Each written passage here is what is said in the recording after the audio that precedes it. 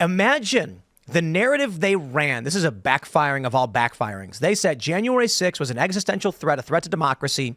They paraded around these people, said I could never vote for Trump because of this. And Kamala Harris was so bad that they're like, I didn't think the bar could get any lower, but it did. And now I'm definitely voting for Trump. That basically it's taking all of the most extreme rhetoric of J6 and now telling the country, remember all of the scary things he told you? That's actually better. You're better off under that than Kamala Harris. Amazing.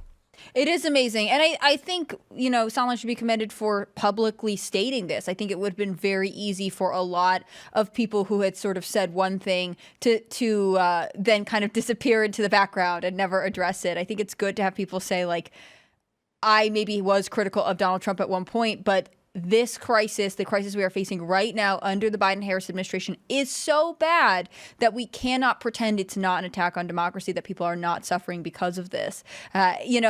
It's obviously funny to watch the MSNBC host be like, stop talking, Sarah, you tell me something else. Because I think there is this expectation that once you have like walked away from the conservative party or the Republicans or whatever, that you were never going to go back. And that's why right now the Kamala Harris administration is like, we got Dick Cheney. Look at all these great Republicans. Like Adam Kinzinger spoke at our convention. Oh, dude, the debate.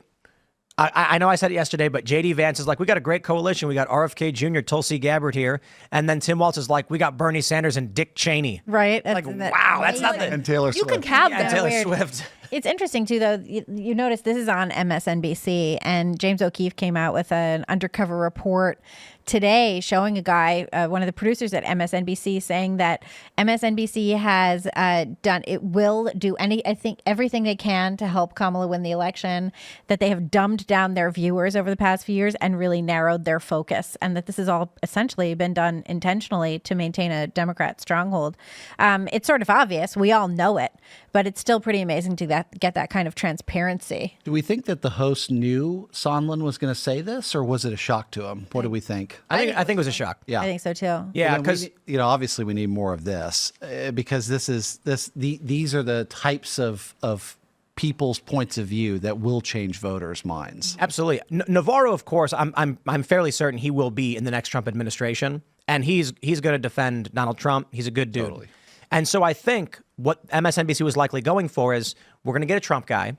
We're going to get an anti-Trump person, this woman, and then we're going to bring in a guy who's supposed to be middle of the road, and he's going to say, no, I'm not with Trump.